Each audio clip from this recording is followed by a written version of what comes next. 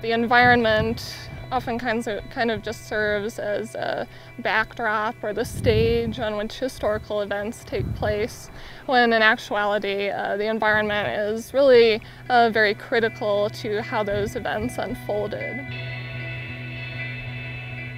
Natural resources are the reasons a place is chosen to build on. You need a clear viewshed, good water, plenty of game, and good forage for your animals.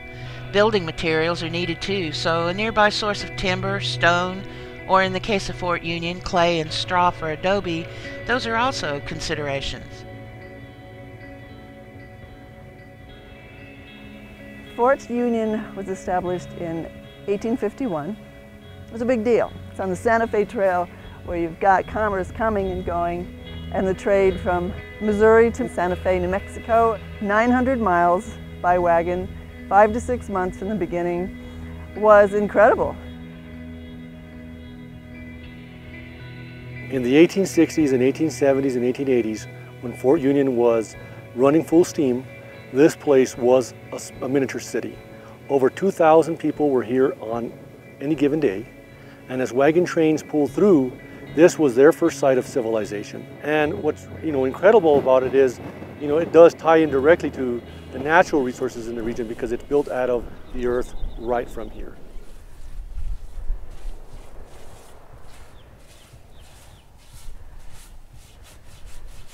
What we do is mud plaster our adobe walls. We usually go through all the walls once during the summertime. We get outside people to help us out. They come and help us for a couple of months. We make our own adobes. We get our soil from the surrounding area, soil and sand, mix it together, and that's what we use to preserve our walls. Ryan, right now, this is one of the areas that was pretty much peeled off. Yeah, he's doing the third coat on this wall right here. And it's not a solid coat all through the wall. We're just doing patches right now. Preserving the monument is it's an all hands on deck, year-round project. If you look around, the ruins are what they are. They're adobe ruins. They're very fragile, and they're very subject to the weather, the wind, the rain, the hail.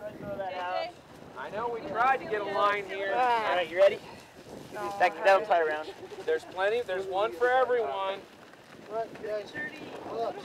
Parents, if you guys work with our preservation crew and actually apply the adobe to the walls so that when you come back with your parents, you can look at this building and say, yes, that building stands because I helped make it stand. And it is protected and preserved so that other people can come in and see it.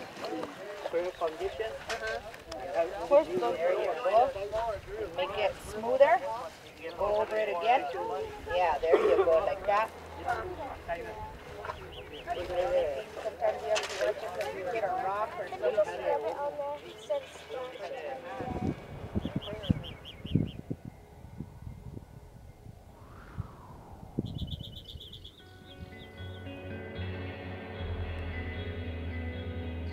Small mammals and birds do like our adobes, and wherever they find an opening, either at ground level or up in the adobe, such as a chimney port where the stove might have exited out and up to the chimney, we found that birds and small mammals really like those areas. They're protected, they're sheltered from the weather all year round. So we do have to manage the adobe structures and make sure that we are closing off the entrances as we learn that an animal has made a nesting cavity back down in there, whether it's at the ground or inside the adobe wall.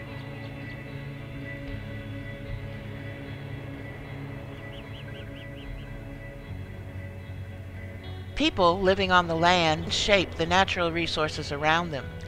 During the fort period, these grasslands were pretty depleted, but they've recovered well in the absence of activity. But remnants of the fort period are still seen in plant communities. The depressions left from the Santa Fe Trail and utility trails provide unique microhabitats.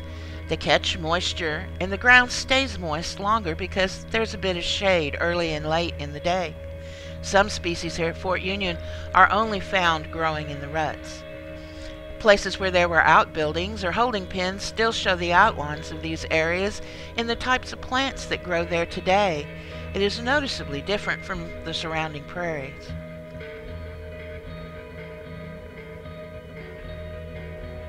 The Santa Fe Trail comes from this direction and comes right through the forts. It's drama. Just standing out here, you can see I'm being buffeted by the wind. It's all about the landscape and the drama. The monument is a place that people can come, visitors can come to this particular park and learn the stories about how Fort Union and the Santa Fe Trail come together here and why they're important to the American public.